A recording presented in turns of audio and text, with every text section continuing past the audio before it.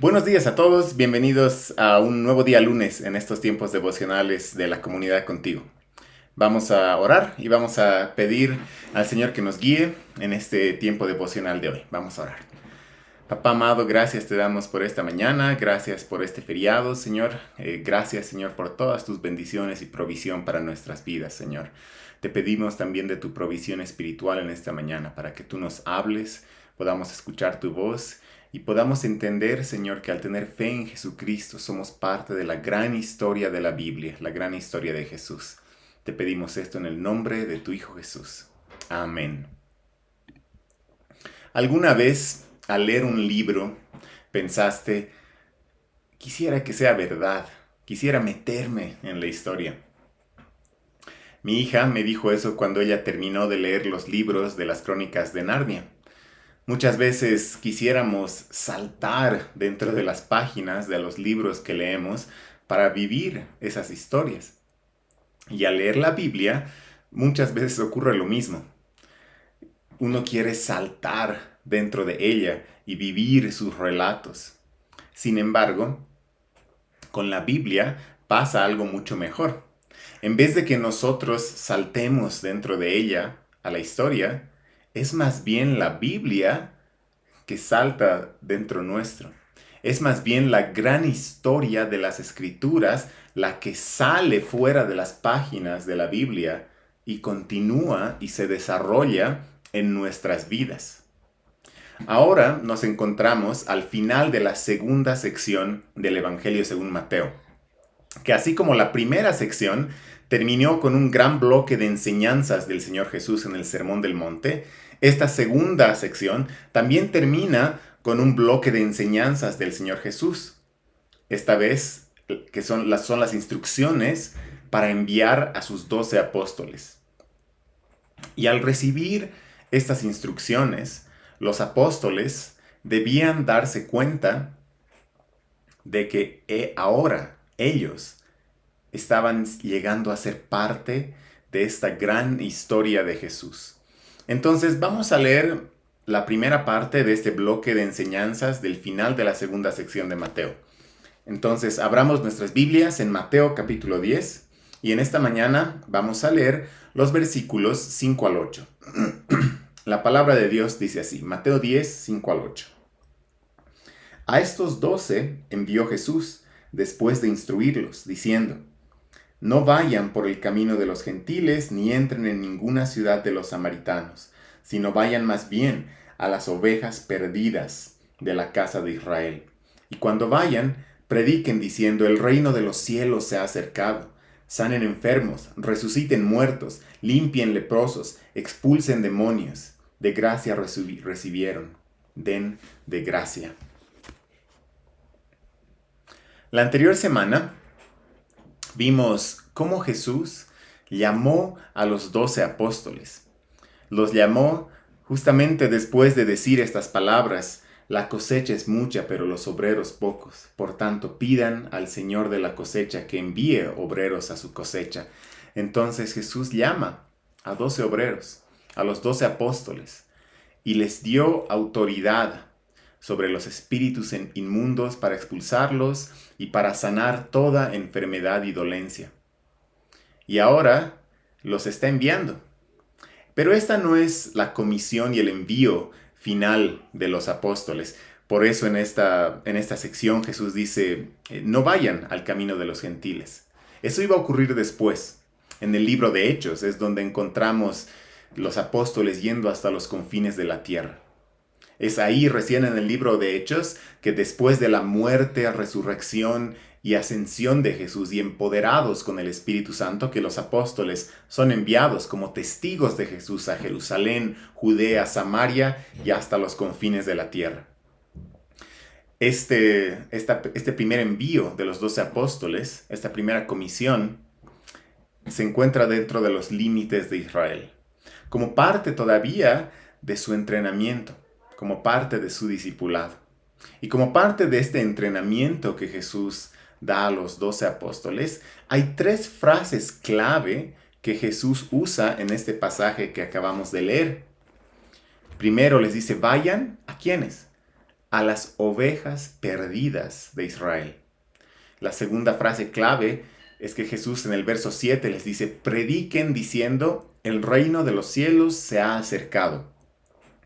Y la tercera frase clave les dice, sanen enfermos, resuciten muertos, limpien leprosos, expulsen demonios. ¿Cuándo hemos escuchado antes estas frases? ¿Les parecen familiares? Acerca de las ovejas perdidas, acerca del acercamiento del reino, acerca de las señales como sanidades, resurrecciones y expulsión de demonios. ¿Dónde hemos escuchado estas frases antes en el Evangelio según Mateo? Tan solo en el capítulo anterior, Mateo nos dijo que Jesús veía las multitudes y dice que tenía compasión de ellas. ¿Por qué? Porque dice, estaban angustiadas y abatidas como ovejas que no tienen pastor. Ahora, también la frase el reino de los cielos se ha acercado era lo que Jesús predicaba. En Mateo 4:17, cuando Jesús comienza su ministerio y comienza su predicación, comienza diciendo esto, el reino de los cielos se ha acercado. Y ahora, en cuanto a las sanidades, resurrecciones y liberaciones, es lo que hemos estado viendo en toda esta segunda sección del Evangelio según Mateo, desde el capítulo 8, que hemos visto que verdaderamente el reino de los cielos se ha acercado, y Mateo nos ha estado mostrando esto a través de todas las sanidades, resurrecciones y liberaciones que Jesús hizo en esta parte.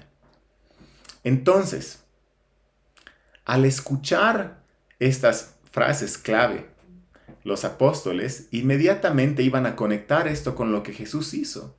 Inmediatamente iban a decir, nos está llamando a las ovejas perdidas. Pero Jesús mismo tiene compasión de las ovejas perdidas. Nos está llamando a anunciar que el reino se ha acercado. Eso es lo que predica Jesús. Nos está dando su autoridad para hacer sanidades, resurrecciones y liberaciones, lo mismo que Él está haciendo ahora en su ministerio. Entonces ellos inmediatamente debían pensar, nuestra misión como apóstoles es la continuación de lo que Jesús ya comenzó a hacer. Y estas palabras no solo debían recordar a los apóstoles del ministerio de Jesús, del cual ellos estaban siendo continuación, del cual ellos estaban siendo testigos, sino que también estas palabras los remontaban a la esperanza profética del Antiguo Testamento. Nuevamente volvamos a estas tres frases claves acerca de las ovejas perdidas. Los profetas, por ejemplo, Isaías y Jeremías, hablaron acerca de Israel como ovejas descarriadas, ovejas dispersas. En cuanto al reino de Dios, Isaías también y otros profetas están llenos de expectativa grande acerca del reino del Mesías, el Rey eterno de la descendencia de David que reinaría con justicia para siempre y traería luz a las naciones. En cuanto a sanidades y señales milagrosas, según los profetas, estas señales iban a ser las señales del acercamiento del reino del Mesías, la vista de los ciegos, voz para los mudos, que se destapen los oídos de los sordos, y etcétera, etcétera. Entonces, al recibir estas instrucciones, primero los apóstoles debían pensar, lo que vamos a hacer es continuación del ministerio de Jesús, pero también ellos debían pensar, hemos leído acerca de estas cosas en las Escrituras. Hemos leído acerca de esto. Hemos visto el cumplimiento de estas cosas en Jesús y ahora nosotros estamos siendo llamados, enviados para continuar esta obra. Eso es lo que ellos debían pensar y seguramente pensaron en eso. En otras palabras, ahora ellos eran parte de la gran historia. Ellos no habían saltado dentro de las páginas de las Escrituras, sino que a través del llamado de Jesús, las Escrituras habían saltado a las vidas de ellos. Ellos eran ahora parte de esta gran historia. Ahora bien, ¿tiene esto algún significado para nosotros el día de hoy? Sí, lo tiene. Todo esto que estamos aprendiendo en Mateo y todo lo que leemos en las Escrituras es una gran historia que se cumple en el Señor Jesús. Entonces, cuando nosotros tenemos fe en Él, venimos a ser parte de esta gran historia. Nos convertimos en parte de ella. Ahora Esta es nuestra historia. Lo que el Antiguo Testamento esperaba, Jesús lo cumplió. Lo que Jesús comenzó a hacer y fue continuado por los apóstoles, y ahora, fundados sobre la doctrina de los apóstoles, la iglesia, nosotros, fundados sobre esa doctrina apostólica, nosotros continuamos esa gran historia hasta que llegue la consumación final cuando vuelva el Señor Jesús. Los que creemos en Jesús somos parte de algo más grande que nosotros mismos. Somos parte de una gran historia que se ha estado desarrollando desde la creación. Y esta historia será consumada al final de los tiempos. Espero que al leer la Biblia en esta semana, no lo hagamos como leyendo cualquier otro libro, sino que podamos ver y encontrar nuestro lugar en esta gran historia que continúa hoy a través de la Iglesia de Jesús. Y permítanme leer una pequeña parte del versículo 8. Al final del versículo 8, Jesús les dice a sus apóstoles: de gracia recibieron, den de gracia. Ellos llegaron a ser parte de esta gran historia por gracia, no por algún mérito que ellos hayan hecho. Nosotros también venimos a ser parte de esta gran historia por gracia, no porque lo merezcamos. Es un regalo gratuito. Entonces disfrutemos de este regalo, dediquemos nuestras vidas a vivir como parte de esta gran historia. Y que esta gran historia de Jesús en la Biblia salte de las páginas de la Biblia y llene nuestras vidas con propósito y con significado. Vamos a terminar aquí orando. Oremos. Papito amado, gracias te damos, Señor, por tu gracia infinita. Porque por gracia tú nos has permitido ser parte de esta gran historia de Jesús. Y por gracia también nosotros la anunciamos y la llevamos hasta los confines de la tierra. Te damos gracias, Señor, porque tu palabra es viva y porque al leerla tenemos fe en Jesús y esta cobra vida en nuestro diario vivir, nos da propósito, nos da significado. Te damos gracias por esto. Ayúdanos a vivir el día de hoy, el día de mañana y todos los días de nuestra vida hasta que tú vuelvas como parte de esta gran historia, trabajando activamente en anunciar tus buenas noticias hasta los confines de la tierra. Te pedimos esto en el nombre de tu Hijo Jesús.